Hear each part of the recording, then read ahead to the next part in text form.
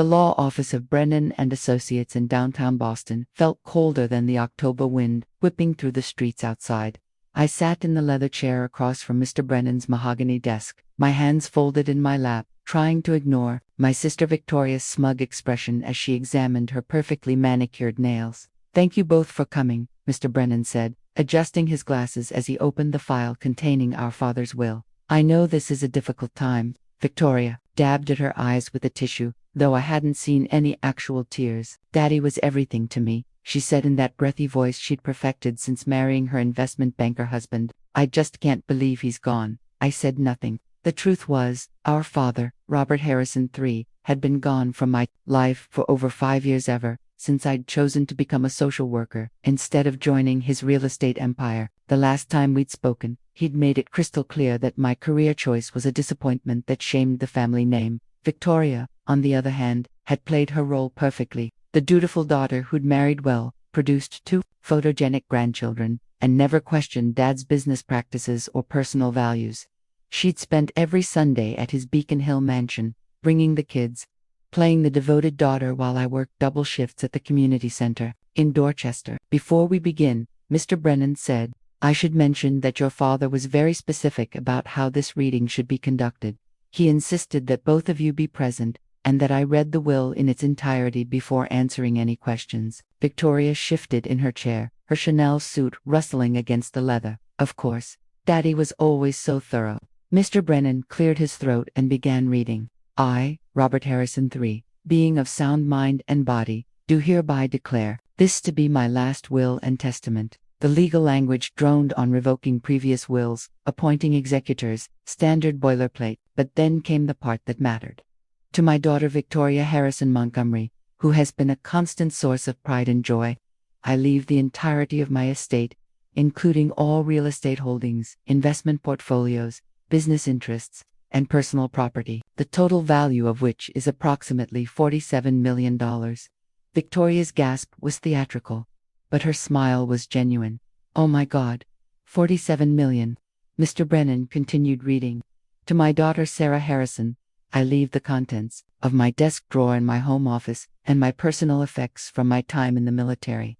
That was it. No money, no property, no acknowledgement of 32 years as his daughter, beyond some old papers and dog tags. Victoria turned to me, and I could see her struggling to contain her glee. "Sarah, I'm so sorry. I had no idea Daddy felt so strongly about your choices." "Don't," I said quietly. "I mean, if you'd just listened to him about law school, or business school, or literally anything other than Victoria." "Stop." But she was on a roll now, her voice taking on that particular tone she'd used since we were children, the tone of someone who'd always been told she was special and had never learned to doubt it. "You know what this means, don't you?" She leaned forward, her eyes bright with malicious satisfaction. "You don't get a cent. Not 1 penny of the family money. All those years of trying to be the rebel, the independent one who didn't need Daddy's help, well, congratulations. You finally got what you wanted." Her laughter filled the quiet office, sharp and cutting. "I guess playing martyr doesn't pay as well as you thought it would." I felt heat rise in my cheeks, but before I could respond, Mr. Brennan cleared his throat. "Actually, there's more." Victoria's laughter stopped abruptly. "More. Your father left specific instructions." Mr. Brennan reached into his desk drawer and pulled out a sealed envelope with my name written on it in Dad's familiar handwriting. "Sarah, this is for you." He was very clear that it should only be opened after the will was read in full. I stared at the envelope, my heart pounding. Victoria's expression had shifted from triumphant to confused. "What is that?" she demanded. "I don't know," Mr. Brennan admitted. "Your father sealed it personally and instructed me not to examine the contents."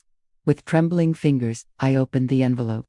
Inside was a single sheet of paper and a small key. The letter was brief, written in Dad's precise handwriting. "Sarah, you're reading this? It means I'm gone, and Victoria has just discovered she's inherited everything I built in my lifetime. What she doesn't know is that everything I built was just the beginning." The key opens a safety deposit box at First National Bank. Box 847. Inside you'll find the real inheritance I've been building for you since the day you told me you wanted to help people instead of help yourself. You were the only one who had the courage to choose principle over profit. Don't let your sister's cruelty convince you otherwise. I'm proud of the woman you became, even if I was too stubborn to say so while I lived. Dad, I read the letter twice, my hands shaking. Victoria was staring at me with growing alarm. What does it say? Sarah, what does that letter say? I looked up at her, then at Mr. Brennan, then back at the key in my palm. It says, I said slowly, that maybe you celebrated a little too early. The next morning, I stood outside First National Bank on State Street, the small key clutched in my hand. I'd barely slept, my mind racing with questions about what Dad could have possibly left for me that required such secrecy. Victoria had demanded to see the letter, of course, but I'd folded it carefully and put it in my purse without another word. She'd called me 6 times since leaving the lawyer's office, each voicemail more frantic than the last. Sarah, this is ridiculous. Whatever game Daddy was playing, we can figure it out together. Call me back, Sarah, I'm serious. If there's another part to the will, I have a right to know. We're family. Sarah, don't be selfish. $47 million is enough to share. Just call me back and tell me what that letter said. I'd deleted each message without responding. The bank manager, Mrs. Chen, led me down to the vault. After carefully examining both the key and my identification, Box 847, she said, stopping in front of a large safety deposit box. Your father was very specific about access protocols. Only you, with this exact key, and only after his death. She inserted her master key and waited for me to insert mine. The lock turned with a soft click. I'll give you privacy, Mrs. Chen said, stepping back. Take as much time as you need. Inside the box were dozens of folders, each meticulously labeled with dates going back 15 years. But on top was another envelope with my name on it and the words read first, underlined 3 times. I opened it with shaking hands. Sorry you chose to work with the homeless, the addicted, the forgotten. You chose to help families stay together, instead of helping me build an empire. At the time, I thought you were naive. I thought you didn't understand how the world really worked. I was wrong.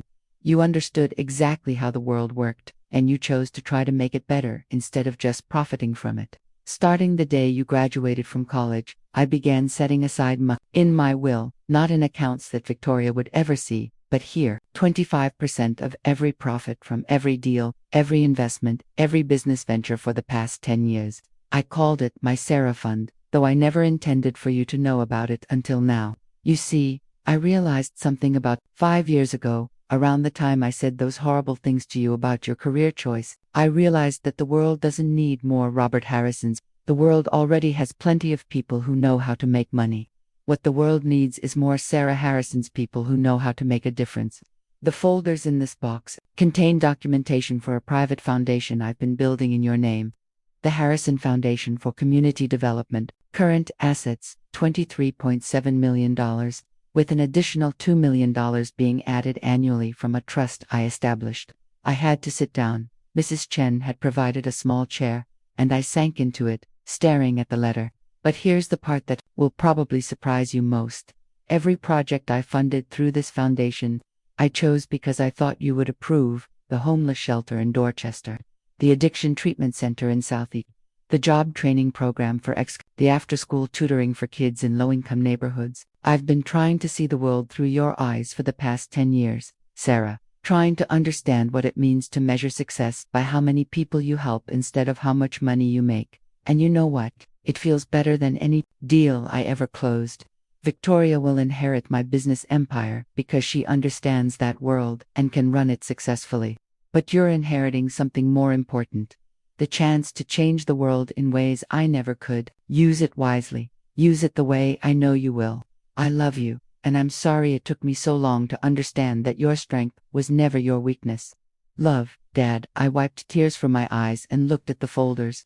Each one was labeled with a project and contained detailed financial records, impact assessments, and reports from the organizations I'd unknowingly been funding for years. The homeless shelter where I'd volunteered every Christmas for the past 5 years. Dad had paid for the renovation of their kitchen and the expansion that doubled their capacity. The addiction treatment center where my friend Marcus had gotten clean. Dad had funded their new counseling wing. The job training program that had helped 3 of my former clients get back on their feet. Dad had not only funded it but had personally hired 2 of the graduates for entry-level positions at his construction company. My phone rang. Victoria, Sarah, I swear to God, if you don't call me back, I answered. Hi, Victoria. Finally. Listen, I've been thinking about this all night, and I think we should go to the bank together. Whatever Daddy left you, we should share it. Family first, right? I looked at the folders spread out in front of me, documenting years of quiet generosity that Dad had never taken credit for. Actually, Victoria, I think Dad was pretty clear about his intentions. What's that supposed to mean? Sarah, you're scaring me. What was in that safety deposit box? I thought about telling her, about explaining that while she'd been inheriting Dad's business empire, I'd been inheriting his heart. But something held me back. Just some old documents, I said. Military records, like the will said. That's it. Just papers. Just papers. But as I hung up and continued reading through the folders, I realized that sometimes the most valuable inheritance isn't money at all. Sometimes it's discovering that someone you thought didn't understand you had actually been learning from you all along. 3 weeks later, I sat in what had been Dad's home office in the Beacon Hill mansion, surrounded by boxers and files. Victoria had been furious when she'd learned that the house came with a condition. I had the right to maintain an office there for the foundation's operations, rent-free for as long as I needed it. It's ridiculous, she'd said during our one and only meeting since the will reading. You got some old papers and suddenly you think you deserved part of the house too. If only she knew. The foundation lawyer, Margaret Walsh, had spent hours walking me through the complexities of what Dad had built. The Harrison Foundation wasn't just a collection of charitable donations. It was a sophisticated operation with board members, strategic partnerships, and a 5-year plan for expansion. Your father was remarkably thoughtful about this, Margaret had explained. He spent years researching effective philanthropy, studying which approaches actually create lasting change versus which ones just make donors feel good about themselves. Now I understood why Dad had been so tired during his last years, why he'd seemed distracted during Victoria's Sunday visits. He hadn't just been running his business empire, he'd been building a completely different kind of legacy. My phone buzzed with a text from Marcus, my friend from the Addiction Treatment Center. Heard you got some kind of inheritance. Hope everything's okay. I smiled and typed back, better than okay. Coffee tomorrow. I have something to tell you. The truth was, I'd been telling a lot of people a lot of things over the past 3 weeks. The executive director of the homeless shelter had cried when I'd revealed that the anonymous donor who'd been supporting them for years was my father, and that the support would continue and expand. The job training program had been able to hire 2 additional counselors once they learned their funding was secure. But the conversation I was dreading was the one I knew I'd have to have eventually with Victoria. She showed up at the house on a Tuesday evening, letting herself in with her key and marching into Dad's office like she owned the place, which, technically, she did. Okay, I've had enough, she announced. I hired a private investigator. I looked up from the grant application I'd been reviewing. You did what? I hired someone to look into what Dad was really doing those last few years.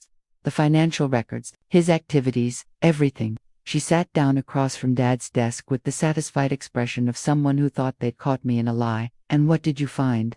I found out that Dad was moving large amounts of money into accounts that aren't part of his estate, accounts that mysteriously appeared right around the time you graduated from college. Her eyes narrowed. So, I'll ask you one more time, what was really in that safety deposit box? I set down the grant application and leaned back in Dad's chair. For 3 weeks, I'd been debating whether to tell Victoria the truth. Part of me had hoped she'd simply be satisfied with her $47 million and leave me alone. But I should have known better.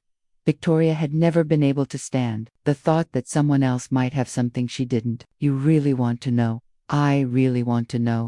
I opened Dad's desk drawer and pulled out one of the foundation's annual reports. Dad created a private foundation, the Harrison Foundation for Community Development. It's been operating for 10 years, funding programs for homeless services, addiction treatment, job training, and educational support. Victoria's face went pale. How much money? Currently, about $26 million in assets, with ongoing funding from a trust he established. The silence stretched between us.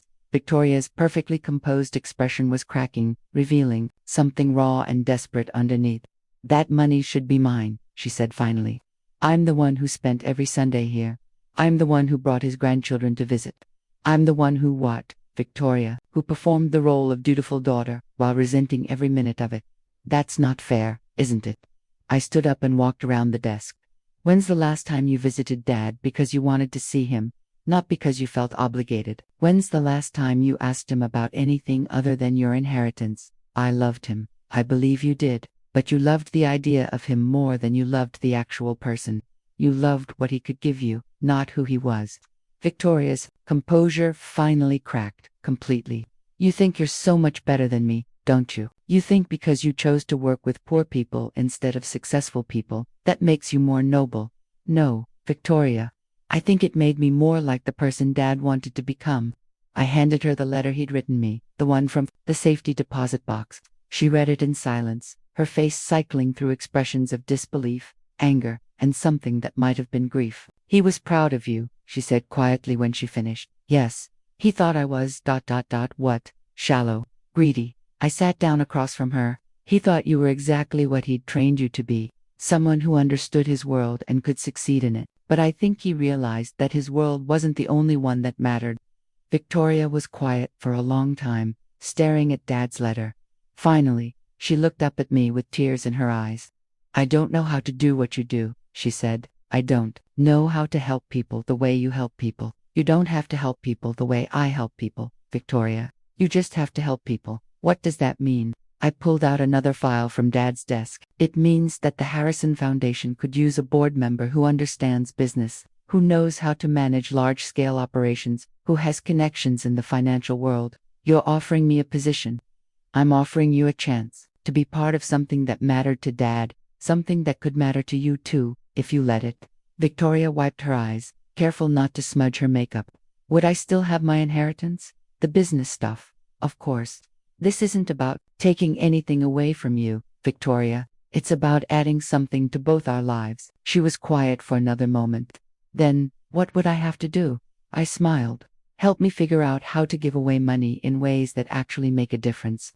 Turns out Dad left us both exactly what we needed. You got the skills to manage wealth, and I got the passion to use it wisely. Together.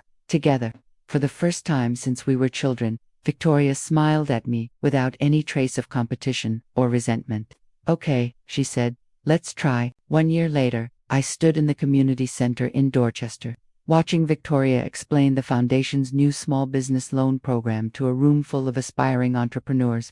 She was wearing jeans and a simple sweater, instead of her usual designer suits, her hair pulled back in a practical ponytail as she worked with spreadsheets and calculators. The goal isn't just to give you money, she was saying to Maria Santos, a single mother who wanted to start a catering business. The goal is to give you the tools and support you need to build something sustainable. It had taken months for Victoria to find her footing in the foundation world. At first, she'd approached it like any other business venture, focused on efficiency, return on investment, measurable outcomes, but gradually, she'd begun to understand that the most important returns couldn't always be quantified. The breakthrough had come 6 months ago when she'd met James, a former addict who'd gone through our job training program and was now running his own small construction crew. Victoria had spent an afternoon with him, learning about his journey, from homelessness to business ownership, and when she'd come back to the office, she'd been different. I never understood, she'd said, how much courage it takes to ask for help, or how much trust people have to accept it. Now, watching her work with clients who would have intimidated her a year ago, I felt a familiar surge of pride, not just in Victoria, but in Dad's vision. He'd seen something in both of us that we hadn't seen in ourselves.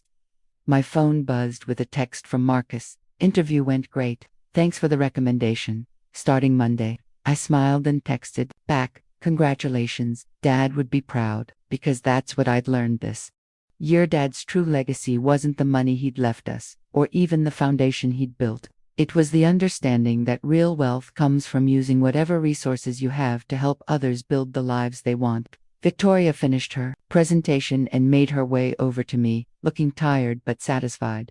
How'd it go? I asked. 3 approved loans, 2 more applications for next month, and Maria's going to start her catering business next week. She grinned.